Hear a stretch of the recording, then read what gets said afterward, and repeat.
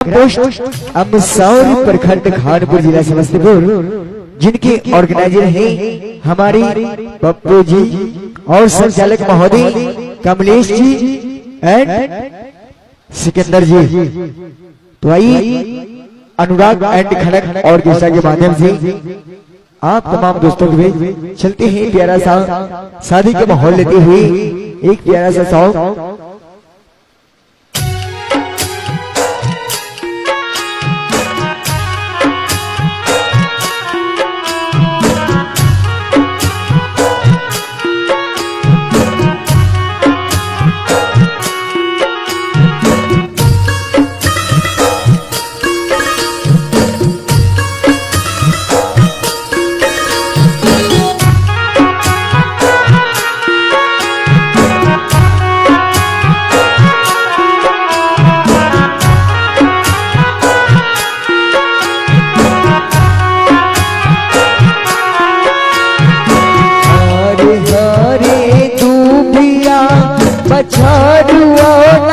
चोरेंगे हरे हरे दूबिया बछड़ुआ चोरेंगे हमरो सुंदर दुल्हा मोरियो पहनेंगे हमरो सुंदर दुल्हा मोरियो पहनेंगे हमरो सुंदर दुल्हा।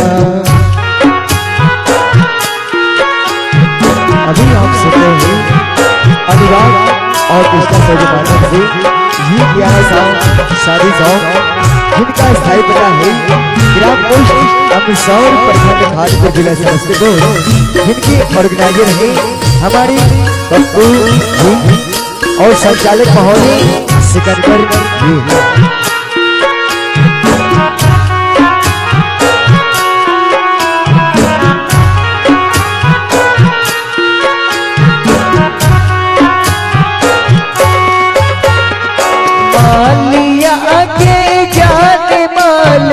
सबे बहनोइया गे मलिया के जान माल सबे बहनोइया गे उहे बहनोइया बाबू मोरबो पिन्हावे गे उहे बहनोइया बाबू मोरबो पिन्हावे गे हमरो सुंदर दुल्हा मोरियो पहनेंगे हमरो सुंदर दुल्हा।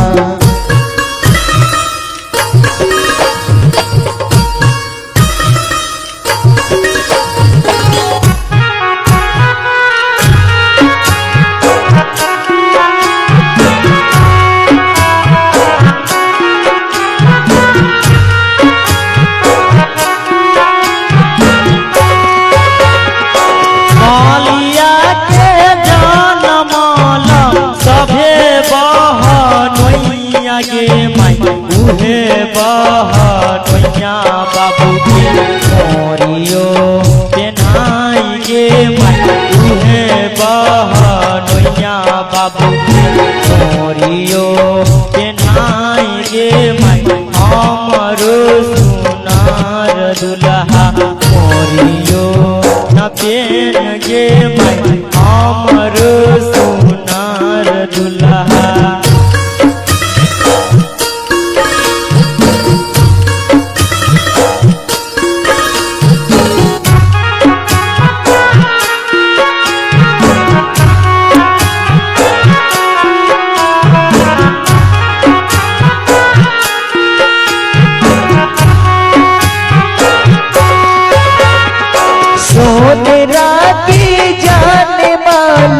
सबे बहनोइया गे सोनरा के जान माल सबे बहनोइया गे उहे बहनोइया बाबू सोनवो पिन्हावे गे उहे बहनोइया बाबू सोनवो पिन्हावे गे हमरो सुंदर दुल्हा।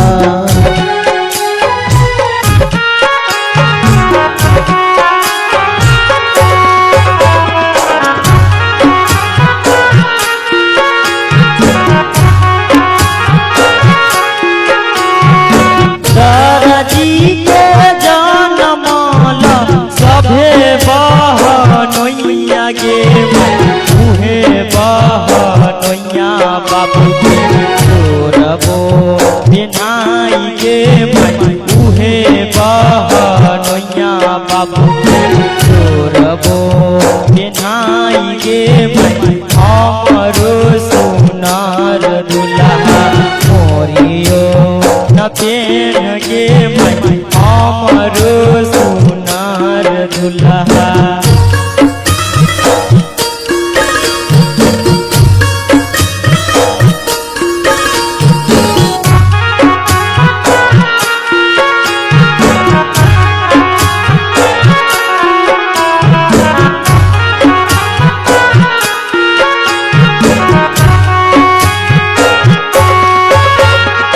हमरा के जान माल सभे बहनोइया गे हमरा के जान माल सभे बहनोइया गे उहे बहनोइया बाबू के झूलबो पिन्हाब गे उहे बहनोइया बाबू के झूलबो पिन्हाब गे हमरो सुंदर दुल्हा मोरियो न पेन गे हमरो सुंदर दुल्हा मोरियो